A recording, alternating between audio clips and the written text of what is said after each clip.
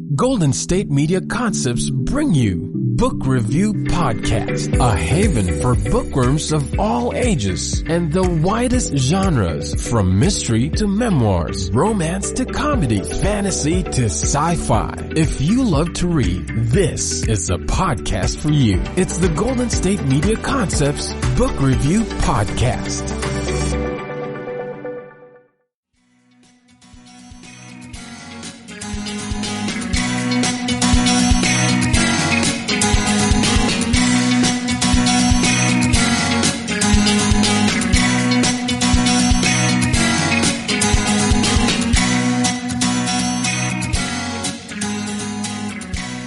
Hello and welcome to the GSMC Book Review Podcast, brought to you by the GSMC Podcast Network.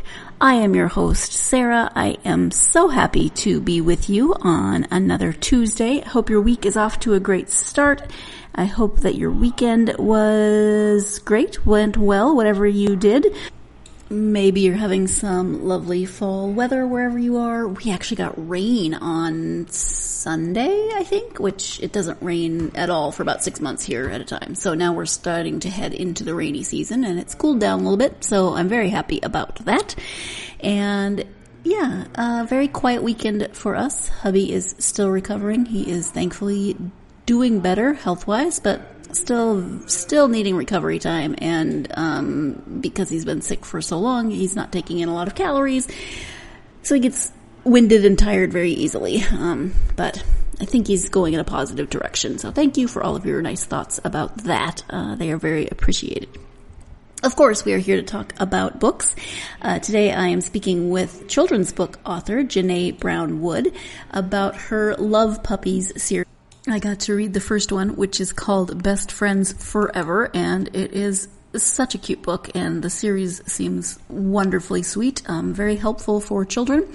The series is designed to be helpful for children to help them learn to cope with various situations in their lives in a fun and engaging way. And, you know, the main characters are puppies in these books, so you can't go wrong there, because the puppies, of course, are puppies, and they're adorable and sweet, and they have silly ideas and they make mistakes, but they get it done in the end. Let me go ahead and give you the description of Best Friends Forever. They like the tagline. It's adorable dogs plus a sprinkle of magic plus a celebration of social emotional learning. So that's pretty much the description right there. But the rest of the description is yip yip hooray, a little magic can save the day. When Rosie and the rest of the love puppies find out that Mako is struggling to make friends at her new school, they are sure they can sniff out a solution. But it takes more than magic to break the ice. If they can be creative, these caring canines might just find a lonely girl her perfect match. With a little bit of magic and a whole lot of kindness, the love puppies are here to help kids overcome some tough social situations. Because with the power of love, anything is possible. Again, that is the description of Love Puppies. There are 4 puppies, and we'll talk about them in the interview. They each have a color, and they each have a magical power. And again, JaNay's going to tell you about all of those. I just think that these are the sweetest, cutest books, with the added bonus of helping children learn to cope with various situations in their life. This one is helping it turns out to be 2 shy girls make new friends, but Mako is the one that they are given the mission to help her find a new friend at school. And then there's another book, JaNay will talk in the interview about grief and just various things. There's already several books out, so if you have a reader in your house who likes the series, they have several options, and then there's at least 2 more coming, with the possibility of more, depending on a variety of factors. I think these are so sweet. I think they would be great for young readers. They'd be great. The description says ages 7 to 10. Younger readers, probably if they were reading with a grown-up, would enjoy them as well if they were a strong reader, or if they had a grown-up reading with them. I think even older kids would benefit from these. Let's say 12, 13, either reading on their own just because they like dog books or reading with a younger sibling or cousin or friend, they would also get something out of this. I think they'd find them really cute as well. So lots of possibilities for ages for reading this, and lots of possibilities for intergenerational reading with these, whether that's older siblings or the grown-ups in a child's family. There's really good opportunities for conversation about, well, what did the children in this book experience? How did the puppies help them overcome their situation? And what do you think would be a good idea in this situation? For instance, in this first book, it's about how to make friends, and the puppies try various things, and they talk about, well, how do you make a friend? And that would be an excellent question to ask a child. I remember when my oldest niece was getting ready to go to camp for the first time, sleepaway camp for the first time, and she was very nervous. She had never been, and she didn't know what to do. And we were talking to her about, making friends and how do you have conversations with people. And one of us said, ask questions. People like you to ask questions to find out what they're interested in, and then you can find out if they like some of the same things you do. And so I remember having that conversation with her. She was in about fourth grade. So, those conversations happen. And if you have a starting point for starting point such as a book like The Love Puppies, that might be a really good jumping off point for some of these conversations. So that's enough out of me. Let's let JaNay talk about her own series. Again, the series is Love Puppies. The first book in it is called Best Friends Forever, and then there's a few more out after that and more coming. So let's go now to that interview. Hi, JaNay. Welcome to the podcast. Hi, Sarah. Thanks so much for having me. Thank you for being here. I am excited to talk to you about, puppies, because that's always fun to talk about. The series is Love Puppies. And before we get to the series, though, if you wouldn't mind just sharing a little bit about yourself before we start talking about the book, that would be great. Absolutely. So my name is JaNay Brown-Wood, PhD, author and educator, and I love to tell stories. So I've been writing really from as far back as I can remember. I remember being a young kid and enjoying writing. But on top of that, my background is child development and early childhood education. And I've been a former professor, I've been a camp counselor, I've been a preschool teacher, I've been the whole 9 yards when it comes to working with kids. But I think one of the things I'm enjoying so much is being a children's author, where I get to write these stories, but also embed some learning in the stories that engage readers. So that's a little bit about me. Thank you. And I was on your website before the interview, and I love your website. It's very fun, very interactive. I love all the colors and the illustrations. But I also love that you have a short biography and then a long biography. Yes. And the long biography, it's like 25 pages. No, not really, but it shows how I can be wordy, but also succinct when needed. So exactly. And for the people who just want a snapshot, they have that. But if they really want a deep dive, they can do that too. Yep, exactly. All right. So it's a series of children's books, chapter books for younger readers. It's the Love Puppies, and there are currently 4 or 5 books out. Is that correct? So there are currently 3 books out, but the 4th one comes out later on this month. Okay. Yeah. Awesome. So can you give an overview of the series? Oh my gosh, yes, I can. So Love Puppies it's a series about magical puppies who use their magic to help human children navigate difficult social situations.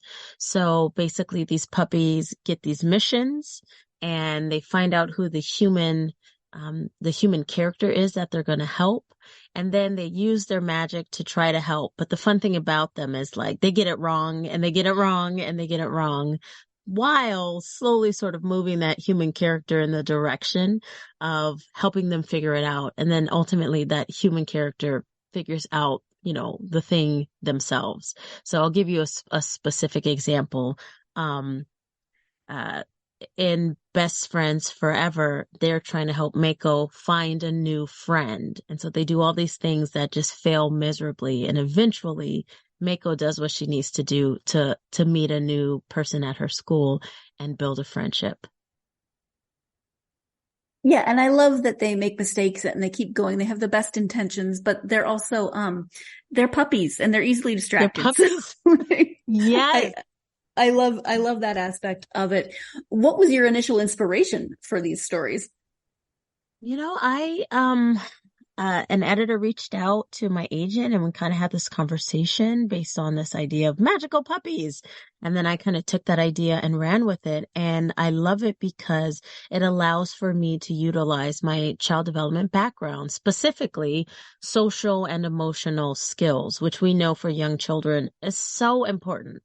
Like when you think about making a friend, Sarah, for some of, for many of us, we take for granted how hard that could be. Like how hard is it to walk up to a complete stranger that you know nothing about? What do you say to them? How do you initiate play? And then how do you learn how to build a relationship with them? So these stories allow for me to think about social emotional skills, think about it from, in terms of where a child is developmentally, and then use that as a way to have these puppies try these different things that are strategies for learning how to make a new friend and then eventually seeing the resolution because of it. Yeah, and I love that. I just saw I think it was on TikTok, a video of if only it were this easy to make friends. It was two toddlers. One of them just kept yelling hi at the other one. They both went down the slide, they hugged, and they were best friends. I love it. Yeah. If only it were that. But it's not that easy. It's not. Yep. Yeah. And I mean, you see it again with the puppies. 'Cause that's the fun thing about it. I get to think about actual strategies to, address some of these social emotional skills. So readers are seeing these puppies try these different things, but they're absolutely something you can try to make a new friend. Like, for example, if you want to make a new friend, think about some things you have in common. Oh, you like, strawberry milkshakes? I do too. And that can be a starting point, right? But in the ways that the puppies try to do it, again, they're puppies. They don't know everything about human interactions. So we see them fail in really fun ways. But like I said, still pushing that human in the direction of then resolving their own issue, near the end of the book. Right. And they're puppies, so they don't have problems making friends because they're adorable. Everyone just gravitates towards them. So they don't always understand. Yeah. Yeah. Interestingly enough, for them, the adorableness, I'm going to use that as a word. I don't know if that's a word. It's a word today. Adorableness. It's a word today. I approve. Yeah. It's fun because they realize sometimes that gets them in trouble. So one of the things that they have to do is they actually aren't able to be seen by humans because then humans devolve into, oh my gosh, they're so young. And then this stops them from being able to, handle their missions. So often these things that are happening, these puppies are hidden and the humans don't get to see them. So some strange things happen to these kids and they're like, what is happening? And that adds to the fun and the humor of the stories. There really are some hilarious things that happen to the children because of the puppies. There's a crazy wind incident. There is a cake incident where the cake gets dropped on another child, I believe, if I'm remembering correctly. The cake gets splattered, and I think it actually gets dropped on one of these students. So lots of things, and as the book progresses, eventually they start putting things together. Wait, that was you? Wait, that happened to you? Did you see that? It's pretty funny. So it is time for our first break of the episode. When we come back, we'll be talking more about the puppies, Rosie, Clyde, Noodles, and Barkley, and their special powers, and just more about those main characters of the puppies in this book. So stay tuned. You're listening to the GSMC Book Review Podcast, and I'll be right back. Do you want to be healthier, yet you just don't know what to do? All these shows telling you this and that, but nothing seems to work. Well, listen close. Golden State Media Concepts has got something great for you. The Health and Wellness Podcast, dedicated to workout trends, healthy eating habits, diet, and everything about healthy living. Join us in our banters as we help you not just live life to the fullest, but live it to the healthiest.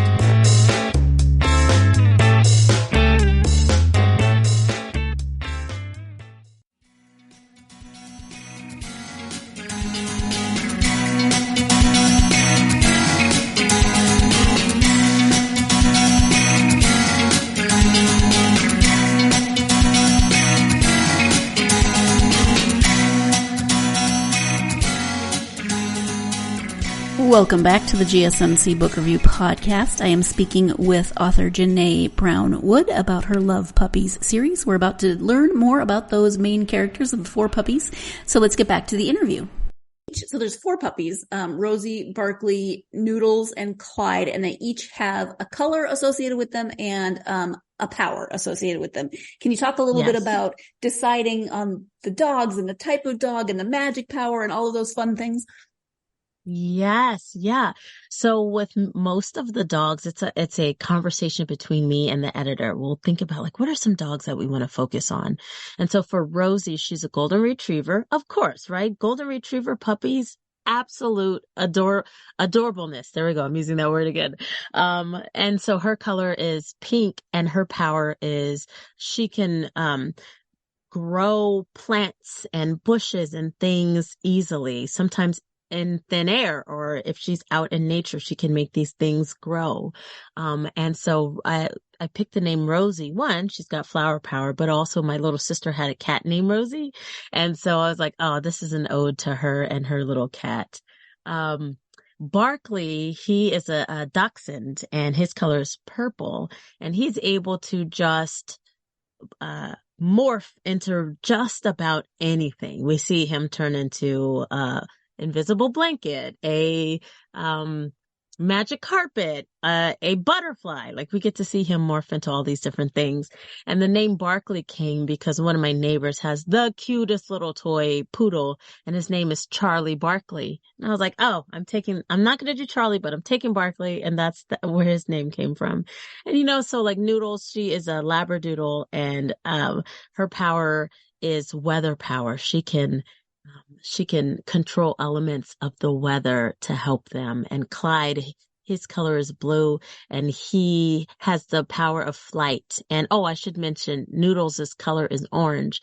And so, it's really the names and their powers and some aspects of their personalities come from my own life experience. And, characters that I've known in my actual life sometimes help to inspire what we get to see in the puppies.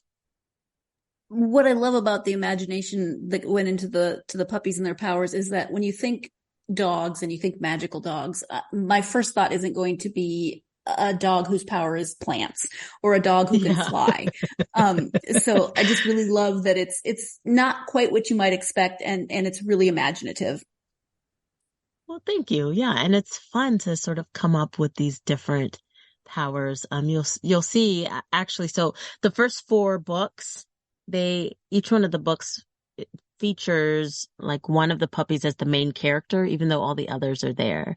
But when we start moving into the later books, like book 5 and book 6, we actually get to meet some new puppies. So we get to see the team of puppies interacting with these brand new characters. So that's even more fun, I think, for readers to then get to fall in love with additional characters beyond just Rosie, Barkley, Noodles, and Clyde. Oh, yeah, absolutely. But in terms of those initial 4, what about all of them or some of them, whatever you want to talk about, do you think is really going to resonate best with readers? Well, one of the things I think is that they fail. They get it wrong. We get to see them get it wrong often. And sometimes they even talk about their failures, but that they don't let that stop them. They keep going, right? So I think that's an important message for anybody, anywhere. You're going to have challenges, but you can't let those challenges keep you from working to attain your goals. So in general, I think that's one of them. But I think something else that resonates with readers is each of their little personalities are just so likable. Like Rosie is the leader, and so we see her often taking the lead, and even if she doesn't quite know if it's the right thing, she's gonna lead in that way. So I think kids that are like me I know I was a relatively, say, bossy kid as, growing up. So those kids who are leaders might see themselves in Rosie. Barkley is sort of fun going and loving, and gets to morph into all these different things like animals or items. And so maybe the kids who like to be sort of flexible and try different things are going to resonate with him. Noodles is sort of the intellectual. She really can think things through. And so our really analytical thinkers as readers might resonate with Noodles. And Clyde, I think Clyde tends to be a crowd favorite. He's the Shar-Pei. He's adorable. He can fly, but he also is always thinking about food. He loves to eat. He gives examples using food. He actually has a talent of cooking. He's really good at that. And so, the puppies will be on a mission and Clyde is thinking, burgers. And Rosie has to say, focus, pup, focus. So I think, kids enjoy that fun aspect of Clyde. Yeah, actually, I was thinking about Clyde earlier when we were talking about, they get distracted, and I was thinking, yes, Clyde is always hungry, and I kept thinking, dude, you should have eaten breakfast before you went on this mission.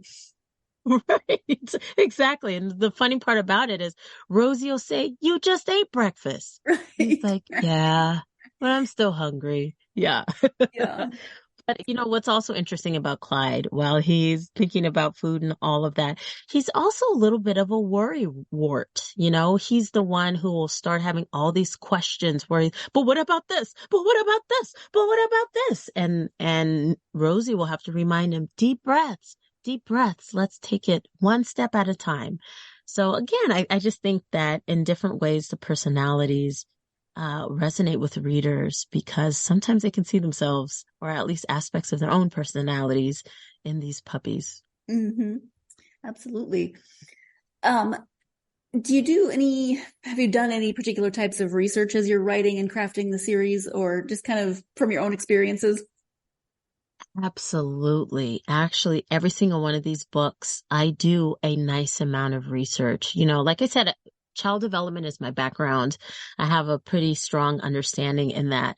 But even so, when I'm thinking about a social emotional skill that I want to address in the book, I do some extensive research. I'll go through, if we use Love Puppies #1, Best Friends Forever, I did a ton of research looking at, well, what are some ways to help children make friends? What are some strategies? So I'll go through and do lots and lots and lots of research, and then I will sort of fine tune to some specific strategies or some tips. And then I'll think, well, which ones feel the most, appropriate for the story. And then that's what I'll start to weave in. So each of these strategies that I utilize in the stories, I did a nice amount of research. I'll give you another example in Love Puppies 2, which is called Lost Pet Blues. The social emotional skill there is grief, right? It's how to cope with grief, because the human that the puppies help, his pet ran away. And when we think about grief, it's separating or losing something that's really important to us. So I had to look up what are some strategies to help young children cope with grief. And so some of the things that you see in there, writing your feelings down, reading some books about it, all those are some of the pieces that we then get to see embedded in the story, but in a child appropriate way and in an engaging way. So the reader doesn't even realize I'm offering strategies. They're just like, is this going to work for the puppies? Is this going to help them solve their mission? So yeah, a nice amount of research goes into each of these books. I love that. And you actually said exactly what I was going to say, is that children probably often don't even realize that they're getting strategies, but it might be something that sticks with them that they later think, oh, I remember the puppies taught me that. Yes, that's what I hope. And I hope that it allows for adults, parents, teachers, whomever, to have conversations with the kids about the strategies. Like, well, how would you make a friend? What would you do? And talk about it, and then read the book. Well, what did the puppies do? Maybe you can try some of those things too. And so I hope that they're conversation starters or allow you to continue that conversation around some of these different strategies to address the social emotional skills in the stories. Mm-hmm. And you talk a little bit on your website about inclusion and representation in books and how it's getting I feel it's getting a little better, but still there's a lot of people that don't always see themselves represented in the books they read. So do you do any specific strategies to make your books as inclusive as possible? Absolutely. That's actually a big impetus to me in general, author and educator. Like, I strive to write authentic books because I believe children everywhere should be able to find themselves in authentic and appropriate ways in the books that they read, in the pages of the books that they read. And I know for me growing up, I didn't get that. I very rarely found books that had characters that looked like me, that had stories that weren't tied to things like civil rights or slavery or, oppression or having to overcome some really difficult, traumatic, historical events. And so I actually didn't like reading as a young kid. And I think a little bit of that was because I couldn't find myself in those positive ways. So much of what I write today, I try to make sure I am embedding these diverse characters. And so every single one of the human children are a diverse character. Like in Love Puppies 1, Mako is Japanese and Jasmine is Black. She's African American. And in Love Puppies 2, the character is a white character. In some of the other Love Puppies, like I said, I'm always trying to incorporate diversity in different ways. So that's really important to me. It's really important. And while it is improving, we still got a long way to go. I mean, because you can find more books with diversity, but then you have these, events happening across the country where diverse books are being banned. And so those sorts of things break my heart because, again, every child should be able to find themselves in authentic ways and overcoming obstacles. And so when books are banned, it's closing a door for so many kids who could have used that book as a mirror or a way to find themselves and be validated. So it's a really important piece of what I do. Absolutely. I mean, even something as simple as eye color or hair texture or all of those things that you just, it's so important. And I hear you. It breaks my heart as well to see books that are so loving and inclusive being banned. I hope it changes, but it's very scary right now. Yeah, it is. And it just reminds us we have a lot of work to do. And that's why, like I said, I put a lot of, effort and intentionality into the books that I write, because it's important to me that kids feel validated in these books, especially with characters that they can relate to. It's time for our second break of this episode after that, a bit of a heavier topic, but an important one, a very, very important one. But we are going to take that next break. When we return, JaNay will be talking about what she hopes readers might take away from this series. So stay tuned. You're listening to the GSMC Book Review Podcast, and I will be right back. Tired of searching the vast jungle of podcasts? Now listen close and hear this out. There's a podcast network that covers just about everything that you've been searching. Hey! The Golden State Media Concepts Podcast Network is here. Nothing less than a podcast bliss with endless hours of podcast coverage. From news, sports, music, fashion, cooking, entertainment, fantasy, football, and so much more. So stop lurking around and go straight out to the Golden State Media Concepts Podcast Network. Guaranteed to fill that podcast itch. Whatever it may be. Visit us at www.gsmcpodcast.com. Follow us on Facebook and Twitter, and download us on iTunes, SoundCloud, and Google Play.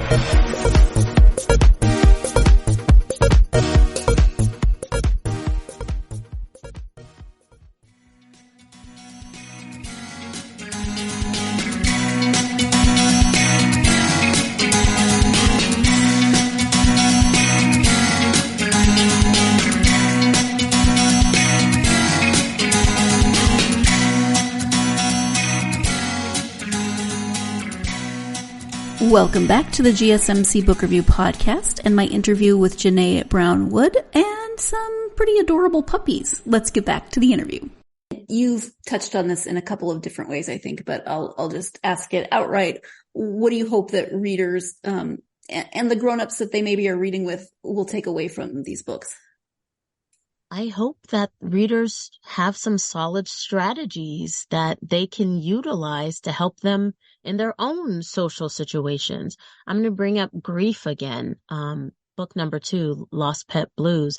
I remember when I was a professor and I was teaching college level, and I would have students come up to me and say, this happened in my family. We lost a family member, and I don't know how to bring this up to my own child. Like, I don't know what to do.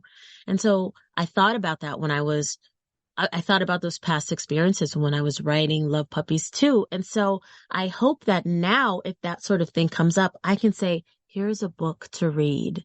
It has strategies that will help you, help your child navigate some of these emotions that they're feeling. So I really, again, I hope that the adults will feel like, oh, okay, I at least have some ideas of how to address some of the difficult things happening. I'll give another example. I'm working on a Love Puppies that deals with bullying. I mean, that's a huge issue. And I did this research looking at how to help children who are being bullied. And so then in this book, again, I hope it's sort of at least a starting guide of, here are some things that a child can do if they are experiencing bullying. So, it's a big responsibility, but it's one that I take fully to heart, and I take very seriously, because I want children to feel like, they've got an advocate out there, and they've got someone out there to help them when it comes to some of these more difficult social situations that they might come up against. Yeah, that's wonderful. I love that. And there's so many topics that you could cover in terms of everyday situations that children go through. Do you have a set number in mind of books, or will you just keep writing as long as you have ideas? That's an interesting question because, again, a part of all of this is the conversation with the publisher and the editors. And, there's a business side to writing. So as long as they want to keep publishing books with me, I will continue to write them. And you're right, there are a whole range of difficult social situations that children might need help navigating. And the sad part about it is I feel like every day something new might emerge, right? I think about like COVID and how that affected a lot of children's social and emotional skills because their whole lives changed. They were all of a sudden having to stay home and all these other things to cope with. So I definitely think that there are lots of social and emotional aspects that can be explored through these books, and that can give kids, but also parents, some strategies to help. So at this point, I don't know how many. I know 6. I've already written the 6th, and it's in editing right now. But I hope to be able to keep going and to keep writing these stories and to keep engaging readers with these stories. You mentioned COVID, and I always feel bad for the children who started kindergarten during COVID. What an odd, granted they didn't know anything different, but just what an odd way to start school in that way. I just always think of how different that was from our experience or from a lot of people's experiences. Absolutely. And those children, when they moved into a more sort of traditional sense, when we were back in person, there are some skills that they never had a chance to practice, that they didn't get to be exposed to in kindergarten. And now they're a year older. And sometimes you almost feel like, oh no, are they behind when it comes to those social emotional skills? So that's a great example of speaking to the importance of those soft skills, of those social emotional skills. They really do make an impact, and they affect things like academic success and the ability to, regulate emotions and these things that translate into how well you're going to do when you're in school and when you're around other people. So it's just social emotional skills are really important aspects that children need, practice and support in to help them develop them. Mm-hmm. with your books, do you do the illustrations? Do you have an illustrator? Yeah, so no, I don't do the illustrations. Generally, when it comes to books that are traditionally published, meaning a publishing house gives you a contract, they give you a contract for your words, and then they often find an illustrator and then give the illustrator a contract for their illustrations. Often there's a conversation that happens there, like when it comes to picture books, for example. I'll talk with my editors and I'll give them some ideas of illustrators and artists I could totally see illustrating my books. And then they'll give me a list and we go back and forth. And then we sort of um, fine tune that list. And then the editor and the publisher will reach out to those artists. And, those artists have their own schedule. So sometimes they have to pass because they're like, oh, I already have so many on my schedule. So this is another example of the collaborative process when it comes to books, that we don't get to pick our illustrators. We get to be a part of that conversation, but we don't get to pick them. The publisher does. And then we get to see, at least in my experience, we get to see like, phases of the artwork and offer our feedback. But for the most part, we're not directly a part of that process, which ends up being okay when you think about it. The writer's job is to write a compelling story that allows for the characters to jump off the page and to then inspire the artist. And I wouldn't want someone over my shoulder saying, no, JaNay, don't write that. No, change that word. Put this word instead. So it makes sense that the author and the illustrator are kind of kept separate, but both get to give suggestions and feedback at some phases of the project without like overstepping and, giving too much feedback that then affects the creative process of either the author or the illustrator. So that was a really long answer to your question. No, it was good. Actually, I appreciate that because it maybe not everybody understands how that works. And, so that was good. Are there any of your other books or writings that you would like to highlight during our time together? Yeah, sure. So I've got lots of books. I would really just encourage listeners to go check out my website. I have so many books. I write picture books. I have these chapter books. I'm working on middle grades. I write poetry. So I guess what I'm saying is I have really something to offer for readers across the span, at least, for younger readers.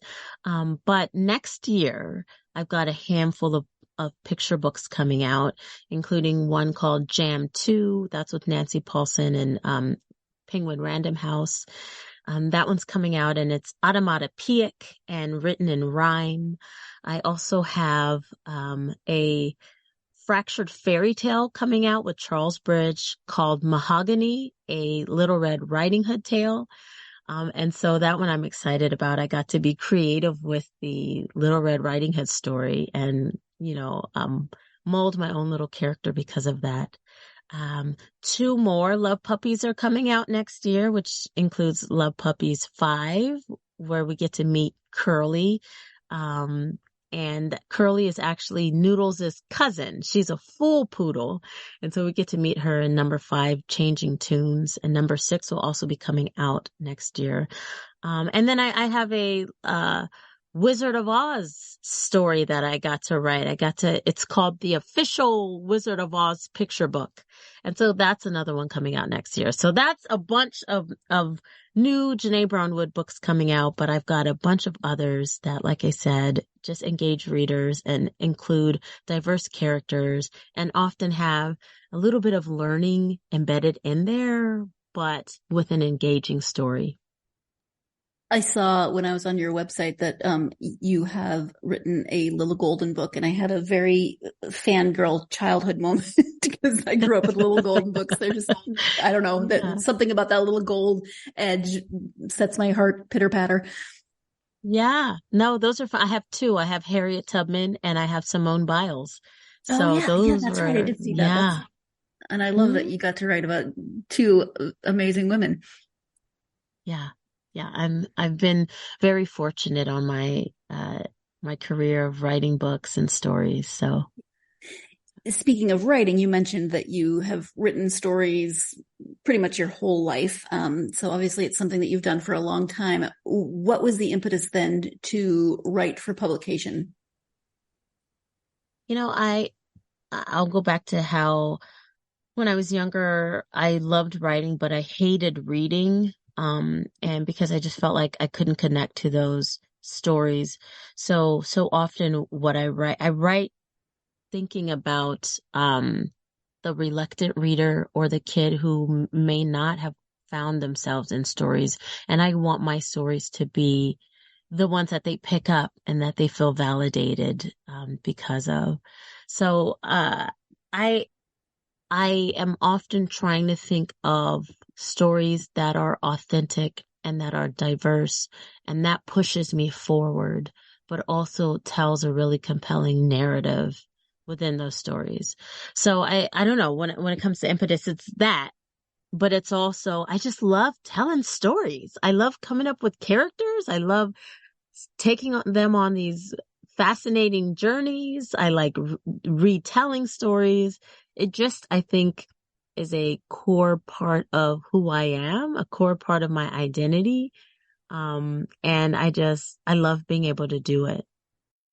It's time for our final break of this episode, but I just love listening to people talk about things that they are passionate about, and you can definitely hear that in JaNay's voice when she talks about education and writing and helping children through various situations. It's just lovely. So let's go ahead and take that break. When we come back, we'll be talking about what authors and genres JaNay enjoys. So stay tuned. You're listening to the GSMC Book Review Podcast, and I will be right back. Golden State Media Concepts Social Media Podcast. Time to hashtag everything. We talk about all the fun, crazy stories on social media. From Instagram to Facebook, Twitter to Tumblr, or probably even Friendster. Join us each week as we explore the quirky side of social media. It's the Golden State Media Concepts Social Media Podcast. It's simple, such a sad song. The one that we rely on to get us.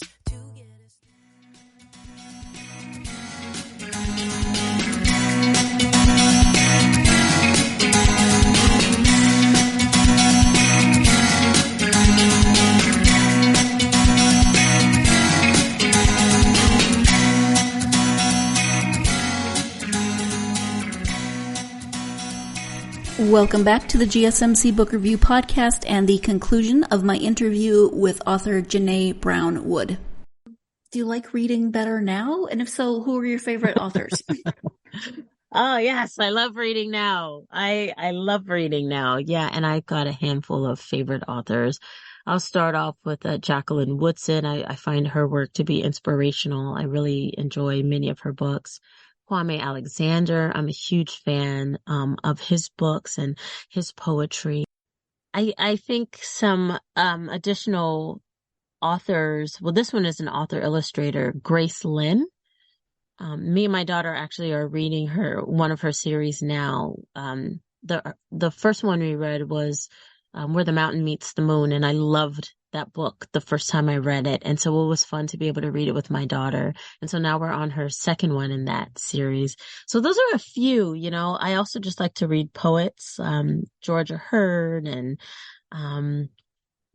those are a few of the ones that I can think of just off the top of my head. But I find myself doing a lot more reading because really the reading is a part of research for me to continue to fine tune my own voice as a storyteller or voice as a poet. So I'm reading often and reading widely because I enjoy it, but also because I use it as a learning tool. Which is wonderful. How about your children? What are they reading right now? I know your daughter's 6. Yeah. Yeah, my daughter's 6 and she's actually a really advanced reader. I'm proud of her. Cause I take most of the credit for teaching her how to read. So that's like one of my biggest accomplishments. But, right now she's reading, Ivy and Bean. She's reading some of those books. Let's see, some of her favorite. She loves when we read together, and we're, like I said, doing Grace Lynn right now. She's into, what is it? Pig the Pug, I think is what it is. Pig the Pug. And she loved the BFG Roald Dahl. So those are some of the books that she's enjoying right now. Thank you. Back to becoming a writer, all of those wonderful things. From your own experience, do you have advice for someone who's thinking, hey, I might like to write children's books, or I have an idea for a children's book? Yes. First piece of advice is read. Read.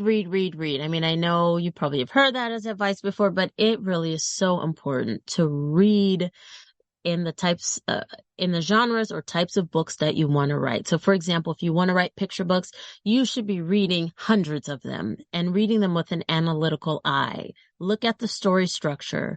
Look at the characters. Is there conflict? Identify it. Look at good books and not good books. Like really, you need to read as many as you can and read them with an analytical eye. I'd also say there are different resources out there. One of them that I think is a great one is called SCBWI. It stands for the Society for Children Book Writers and Illustrators. There is an annual fee, but it's just filled with so many resources for people who are interested in writing for kids. And I'd also say reach out to me. You can reach out to me through my website, the contact page on my website. I actually have this little 2-page tips for starting off as a writer. Just this informational sheet that I send out to anyone who reaches out and is interested. And it has some additional concrete steps to take if you are starting your journey as a children's author. Thank you so much. And we've mentioned your website a couple of times. So if you can share your website as well as any place people can find you on social media. Yeah, for sure. So my website is just www.JaNayBrownWood.com. If you just Google, I would say Google Imani's Moon, JaNay Brown Wood. Imani's Moon was my first book. It should lead you somewhere to where my website is. But I'm also on Twitter and Instagram. It's just at JaNay Brown Wood. And I'm on Facebook too. If you look up JaNay Brown Wood, author and educator, you can like my page there. And I also do a free newsletter that includes giveaways. It includes additional tips for people who are interested in writing. It gives information about child development and supporting brain development, all of the things that I love kind of brought together in a newsletter, and it's completely free, and you can subscribe on my website for that newsletter. Perfect. Thank you. And can I just say that you have the best hyphenated last name ever? Thank you. People get it wrong all the time. They are always saying Wood Brown. I'm like, no, it's Brownwood. But thanks. It's the way we do use adjectives in English. Other languages, you would be Wood Brown, but yeah. A funny thing, someone noted this in my book, Grandma's Tiny House.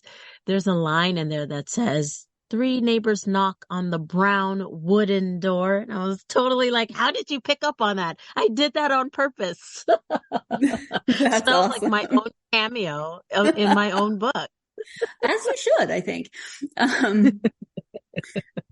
Well, JaNay, we've talked about a few different things today, but is there anything that we haven't covered that you would like to mention at this point? Absolutely. Here's another tip that, you didn't ask for this, but that's okay. I'm going to say it anyway. If you are around children, read to them. Read. If they're older, if they're younger, if they're infants, it doesn't matter. Read to them. Get them interested in literacy early. Have them already start to build these warm associations with books and love, right? Because this loved one is reading these books with them. Read to them and make it something that's fun and engaging so that you're setting them up to become lifelong readers and lifelong lovers of story. So that's the last thing I just want to say. Read to kids as much as you can. It really is so important for their brain development, but it was really important for their literacy development and supporting their love of literature. Yes, that is so important. And even from newborn stage, just sit and read with them. They're not going to pay attention. They're not going to understand, but it sets that pattern. Yeah. And really, if we're thinking about it in terms of brain development, just the language of you reading in English or whatever your home language is helping to build strong brain networks that they'll need to help them learn language, then ultimately help them learn in so many other ways too. So you're right. Even infants. I mean, I think I read to my daughter. Yeah, I read when she was in womb, and I know she couldn't hear it, but she was hearing my voice. So read. Absolutely. Well, thank you for that. And thank you, JaNay, so much for joining me to talk about writing and love puppies and child development and everything else that we talked about. I really appreciate it. My pleasure. Thank you so much for having me. And of course, thank you so much once again to JaNay for joining me to talk about love puppies. It was so much fun. It was fun to talk to her. This series is so much fun. As I said, if you have younger children, these are 7 to 10, but younger if you read with them or if they're really strong readers. And of course, you know the readers in your life best, so you'll know what they like. You should definitely check out this book. It's fun for children. I enjoyed reading it as an adult, so I enjoy reading. Okay, I admit it. You know this. I talked about this when Christine Isley Farmer was on, and Risa joined us for those. I enjoy reading books about dogs. Happy books about dogs. I'm not talking Old Yeller here. I love dogs and love reading books about them. But if you've been listening to the podcast for a while, you already know this. So I'm very appreciative to Janelle and everything that she's doing, the writing that she does, and the work that she puts in it to help children cope with social stresses and situations in their lives. That's so important.